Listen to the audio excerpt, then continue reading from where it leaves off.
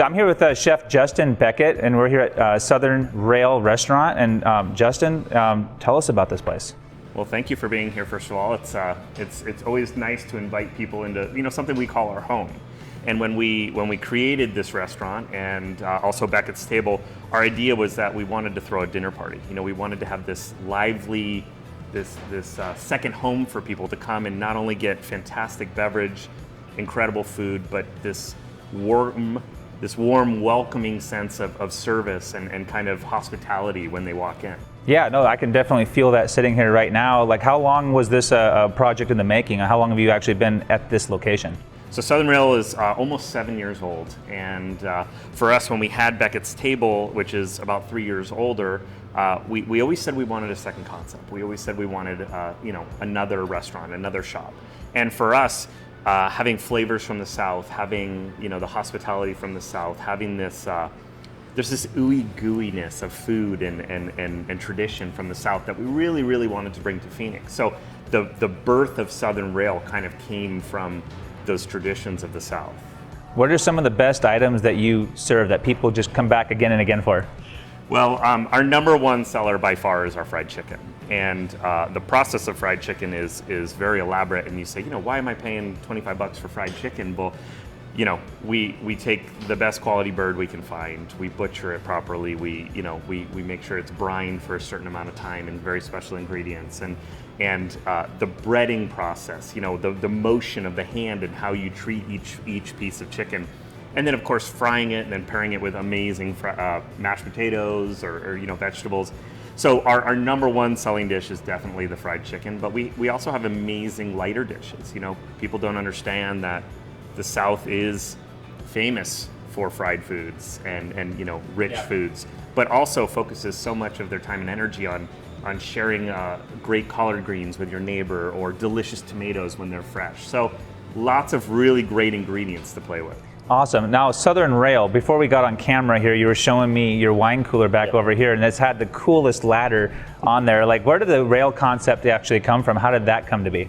So the idea was, if you were to jump on a train in Charleston and then go all the way across the southern part of the U.S., those are the foods that we wanted to focus on. So we had this idea of kind of, getting on the train, getting off and spending some time with someone's grandmother in the kitchen, getting back on the train, going to a new town and having a friend show you their secret recipe for fried green tomatoes or amazing barbecue in another town. So the idea was really to kind of take this train environment and really make it this conduit of connection between all the states in the south of the U.S. That is such a cool concept. I actually came by last night before this interview with my wife, and we wanted to just check the place out. I could tell that your staff here, they were so relaxed but so attentive to detail. I could just feel it, like even little things that a lot of restaurants that I've been to that they take for granted.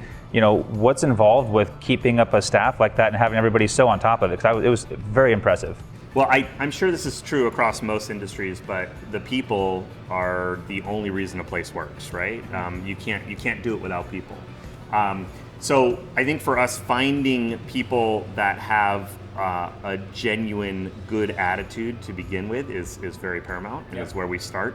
But I think it's also creating this sense of fun. Everybody has to work. Everybody has to put on the suit and tie and go to the office. But for us here at the restaurant, if we could make that process a little bit more fun, or make sure that they leave that shift or that day with a little bit more knowledge than when they came in, I think that's a win, and I think people recognize that, and there's a lot of fun and games that happen in these restaurants, and we have to keep it lighthearted. Oh, for sure. Now, would it be fair to say that like the industry-wide, we're coming out of COVID right now, and I would say, from what I can tell, a lot of restaurant owners have been, for lack of a better word, kicked in the teeth. It's been really rough. What are some of the challenges that you've experienced and things that you might be looking for help with? Yeah, I think right now our biggest challenge is finding more staff. And last year when this all happened, there wasn't a lot of business for anyone. So there was not need to have a lot of staff here. So a lot of staff went in different directions. And you know, I'm still in touch with many of those people, and they're just not interested in being in the restaurant industry right now. So for me, when I wake up in the morning right now, my goals are fairly simple. Find more people to teach, find more people to train in the kitchen, find more people to be a part of a team that's building back up going forward. In a sense, we're reopening restaurants, right? Yeah. I mean, that's it, no matter what kind of restaurant or what part of town you're in, that's kind of what's happening. Yeah, so you're right now, it feels like obviously you've got a huge staffing shortage and you're trying to get that built up. Where do you see things changing in the future? I mean, I'm going to assume that like with a quality restaurant like this and some more publicity and getting the word out there, that hopefully we can solve that staffing problem as a whole. But where do you want to see things go, in the next 6 months, 12 months? That's a really good question.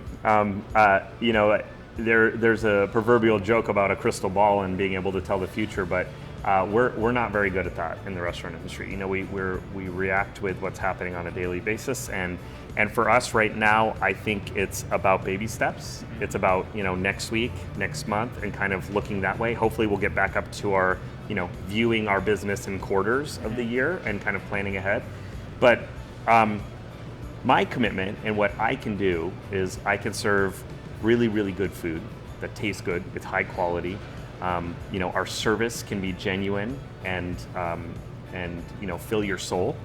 Mm-hmm. Our beverage can make waking up a little bit harder tomorrow, maybe. But altogether, I think the restaurant industry in Phoenix as a whole is our job is to get back on our feet, get going, start running again, and we have incredible talent in this town, and we have amazing products and amazing food and amazing people to make it and serve it, and we want to get back to that. We want to do that.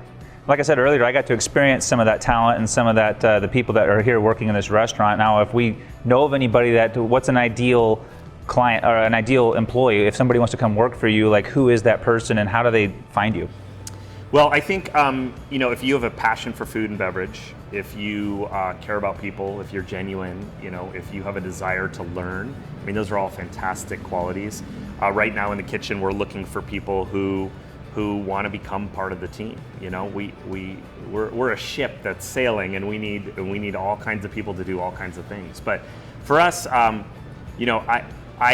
not the kind of guy who sits in an office and points fingers. I like to play with food. That's why I got into this business. Yeah. And I hope that the people that come and apply here also feel the same way. They love to play with food. They love to create. They love to eat. That's what you need in a kitchen. Yeah, this is great. What else would you like everybody to know about this place, your restaurants, your vision, your passion? Like, what else would be important to you that if somebody didn't know you or doesn't know this restaurant that you would like them to know about? Well, I think one of the important things is right now we're on limited schedule. So we're closed on Mondays and Tuesdays, and we're dinner only right now, opening at 4 o'clock. But in the real world, when we get back to full steam, we're open for lunch and dinner every day and brunch on the weekends. And our brunch is incredible and craveable and fun. But I think a real thing is, we're trying our best to get back up to speed as every industry is and everybody in town.